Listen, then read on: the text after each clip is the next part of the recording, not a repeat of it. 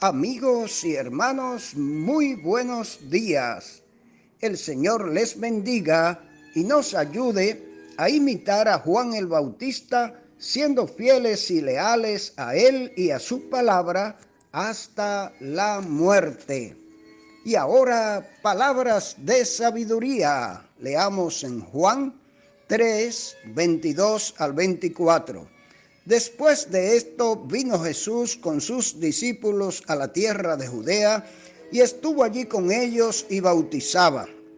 Juan bautizaba también en Enón junto a Salim, porque había allí muchas aguas y venían y eran bautizados, porque Juan no había sido aún encarcelado. Mis amados amigos y hermanos, reciban nuestra cordial gratitud por hacer parte de su rutina diaria estos solemnes minutos de saludable alimento para el alma, rica nutrición para la mente y fresco refrigerio para el espíritu. Aunque ayer dimos por terminadas las breves meditaciones acerca del memorable encuentro de Nicodemo con el Señor Jesucristo, seguimos centrados en este importante capítulo 3 del Evangelio de Juan. A partir del verso 22, entra de nuevo en el escenario del ministerio terrenal del Señor el profeta y predicador Juan, descendiente directo de la familia sacerdotal, al que conocemos como Juan el Bautista, por su misión de llevar a cabo el bautismo de arrepentimiento. Recordemos que Juan el Bautista estuvo estrechamente vinculado al Señor, no solo por ser contemporáneo y pariente suyo, por ser concebido milagrosamente, por el papel de acondicionador y preparador del camino y la condición espiritual de Israel para recibir al Mesías. Esta misión de Juan fue profetizada por Isaías 43 y Malaquías 3:1. Y aunque sabemos que en general Israel rechazó a su Mesías, grandes multitudes reconocieron sus pecados y fueron bautizados por Juan como prueba de arrepentimiento.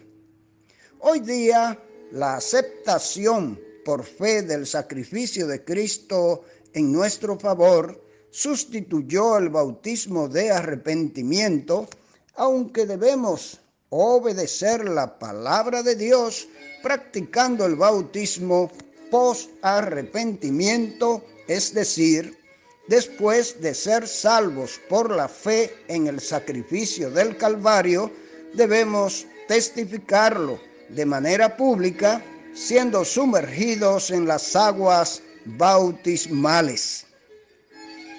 Finalmente debemos reflexionar profundamente como siervos del Señor e imitar la fidelidad y lealtad de Juan al Señor y a la misión que le fue encomendada. Al igual que el Señor Jesucristo, Juan no descansó en su ministerio hasta el día que fue apresado y vilmente asesinado por la fidelidad y lealtad a Cristo en manos del cobarde y cruel zorra Herodes. Y para conocer más de la fidelidad de Juan al Señor, escuchemos al Dr. McDonald en los comentarios titulados Ministerio de Juan el Bautista en Judea, Juan 3, 22 a 36. Se ha descrito el testimonio del Señor en la ciudad de Jerusalén. Desde el versículo 22 hasta el final del capítulo tenemos a Cristo testificando en Judea, a donde, sin duda, se encaminó para proclamar la buena nueva de salvación. Cuando las personas venían a la luz, eran bautizadas, pareciera por este versículo que Jesús mismo realizaba los bautismos, pero nos enteramos en Juan capítulo 4, verso 2, que eran realizados en realidad por sus discípulos. El Juan al que se refiere el versículo 23 es Juan el Bautista, quien todavía estaba predicando su mensaje de arrepentimiento en la región de Judea y bautizando a los judíos que estaban dispuestos a arrepentirse para prepararse para la venida del Mesías. Juan estaba bautizando en Enón porque allí había mucha agua. Esto no prueba de manera concluyente que bautizara por inmersión, pero ciertamente lo da a entender con fuerza. Si bautizaba por aspersión o rozamiento, no habría habido necesidad de tener muchas aguas. El versículo 24 se ofrece como explicación del ministerio continuo de Juan y de la continua respuesta de los judíos devotos a este. En un futuro cercano, Juan sería puesto en prisión y decapitado por su testimonio fiel al Señor. Sin embargo, mientras tanto todavía desarrollaba diligentemente su comisión. Por el versículo 25 queda claro que los discípulos de Juan estaban enredados en una disputa con ciertos judíos acerca de la purificación. Aquí purificación se refiere al bautismo.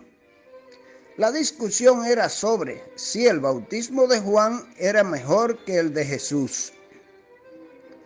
¿Cuál bautismo tenía mayor poder? ¿Cuál era de mayor valor? Quizá algunos de los discípulos de Juan imprudentemente sostenían que ningún bautismo podía ser mejor que el de su maestro.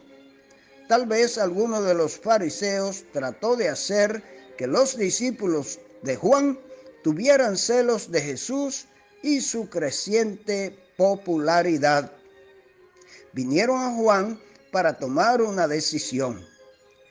Parecía que le decían: si tu bautismo es el mejor, ¿cómo es que tantos están abandonándote y yéndose con Cristo? La expresión "el que estaba contigo al otro lado del Jordán" se refiere justamente a Jesús.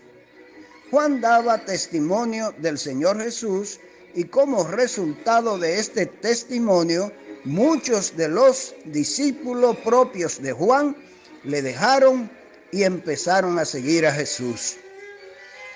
Hay dos explicaciones para la respuesta de Juan. Si se referían al Señor Jesús, significaría que cualquier éxito que el Salvador recibiera era una indicación de la aprobación de Dios sobre él. Si Juan se refería a sí mismo, estaría diciendo que nunca había pretendido ser alguien grande o importante, ni había afirmado que su bautismo era superior al de Jesús. Aquí sencillamente está diciendo que no tenía nada excepto lo que había recibido del cielo. Esto es verdad para todos nosotros y no hay ninguna razón válida para enorgullecernos o procurar acrecentar por nosotros mismos la estima que el mundo nos pudiera tener. Juan les recordó a sus discípulos en el versículo 28 que había señalado una y otra vez que él no era el Mesías, el Cristo, sino que meramente fue enviado para preparar el camino para el Mesías. ¿Por qué discutían sobre él? ¿Por qué procuraban formar un partido centrado en él? Él no era importante, sino que simplemente estaba tratando de orientar a los seres humanos hacia el importante que era el Señor Jesús.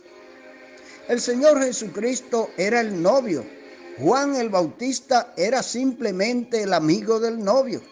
Tal vez hoy en día diríamos que era el padrino.